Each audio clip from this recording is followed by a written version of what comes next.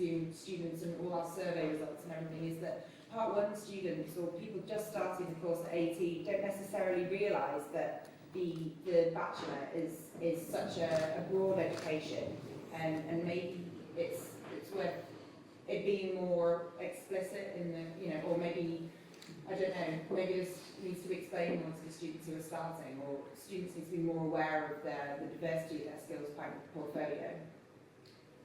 What do you think of that?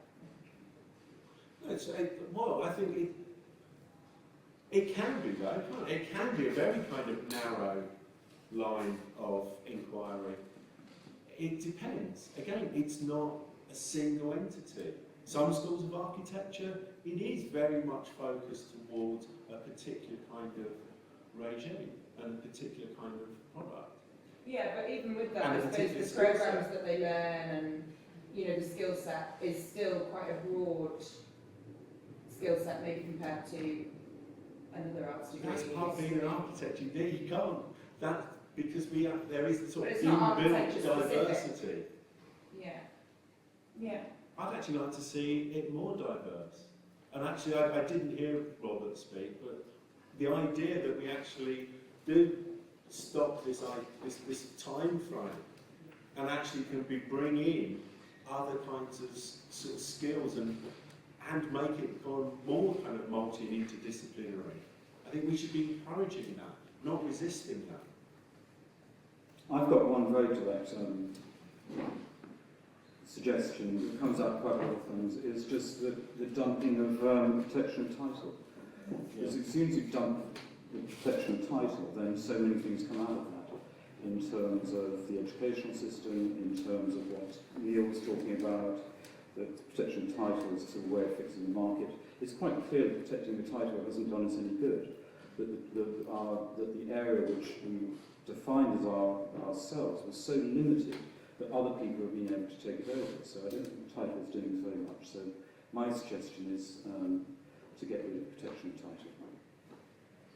Very controversial suggestion that maybe we should cut to the floor for a vote towards the end. I was going to invite Max maybe to comment on Nic's suggestion that architecture needs to be more broad. So I know that you were talking about kind of, studying architecture doesn't necessarily make you an architect, and the skills actually are learned on the job. Yeah.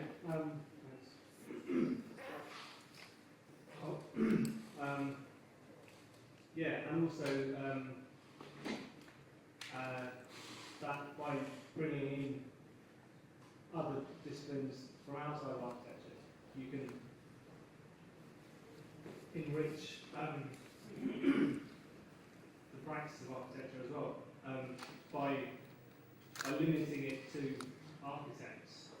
You're actually cutting off essentially wider creative. Are you talking about maybe courses in part being taught by people from other disciplines? Yeah, exactly that. Yeah, or more of a sharing, because it was interesting from your research work that you found many schools with all different departments, sometimes facilities shared with engineering, so my Part 2 facility looks like work. But others, would be making, and then speaking about my undergrad at the art school, it was shared with, painters and textiles people. So it was a completely different type of education and things that I learned, I guess. So are we having that as a suggestion, or? Yeah. Yeah. Okay, Paul wants to speak to me. I'll write that. I'd like to ask Alastair, we've done this to do tangible things, to make tangible changes, because we can all talk in the kind of utopian world what we could do.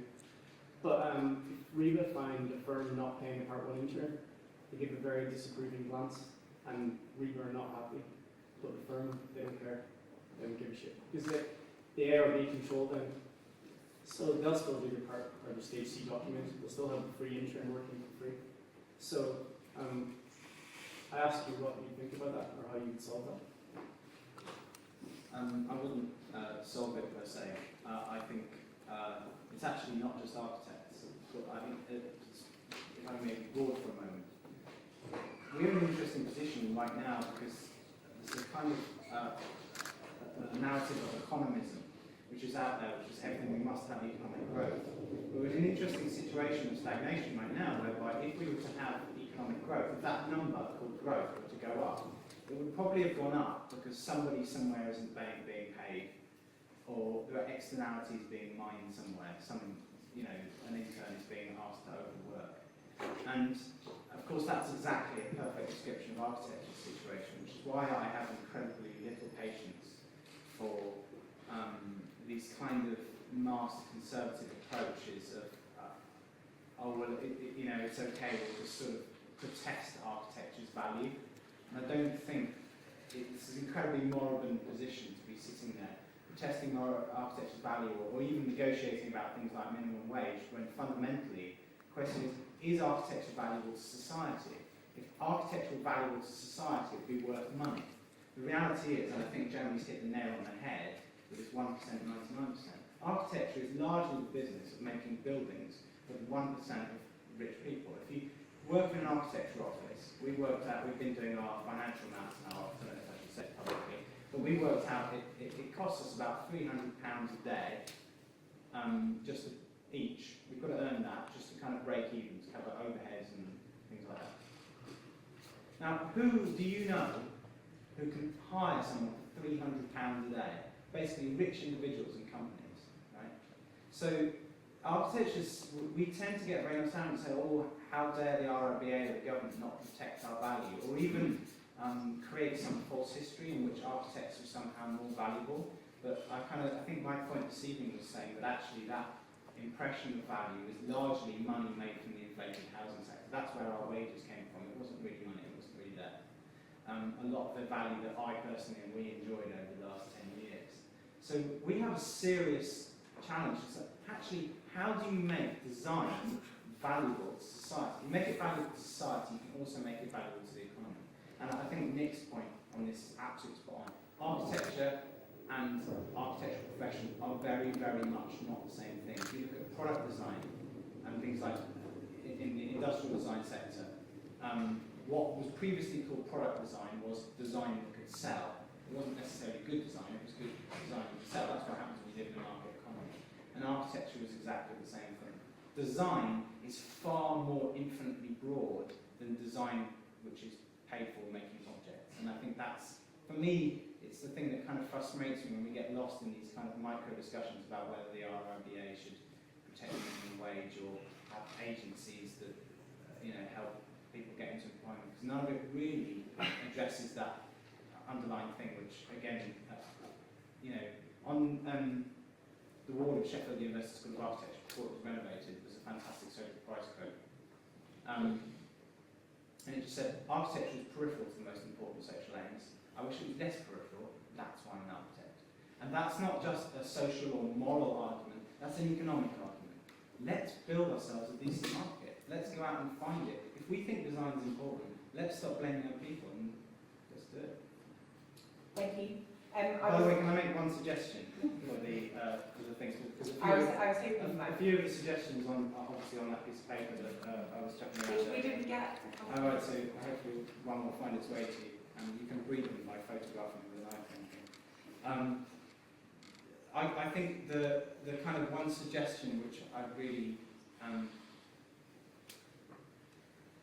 like to kind of fix upon is this idea of the expectation of employment. So many good students send us CVs in our office. A fundamental structure, even if it's one of the boring little side courses in the universities that they do, every student should culturally be educated with the expectation, not they will go out giving in their CVs to a bunch of practices who may bore the hell out of them anyway, even if they get a job.